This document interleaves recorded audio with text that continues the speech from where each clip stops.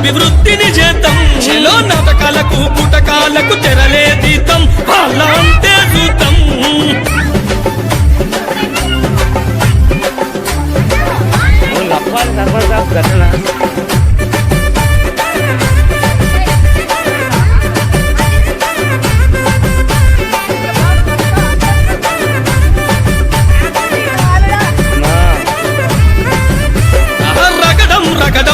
మన రైతు బిడ్డరా